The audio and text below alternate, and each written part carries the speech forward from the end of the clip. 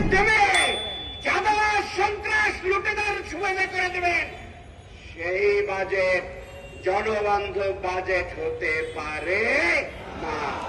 সেই টাকা দিয়ে জামাত ইসলামের যে প্রস্তাব আনয়ন করা হয়েছে, সেই প্রস্তাবে কোথা থেকে কি উৎস থেকে আয় হবে সেটার প্রস্তাবনা সুস্পষ্টভাবে দেওয়া হয়েছে।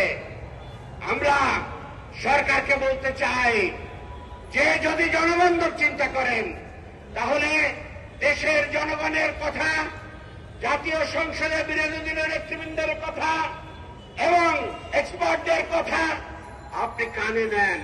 জামাত ইসলামী যে বাজেট দিয়েছে সেটা বলে নেন এবং লুটপাট যাতে না হয় তার ব্যবস্থা করুন এবং যে সমস্ত কাজ থেকে অর্থ আসতে পারে ঋণের মাধ্যমে চাঁদাবাজ সন্ত্রাস লুটেদার সুবিধা করে দেবেন, সেই বাজেট জনবান্ধব বাজেট হতে পারে না।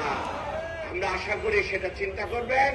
4 মাসে ইতিমধ্যেই আপনি জনবান্ধব নন, সেটা প্রমাণ হয়েছে।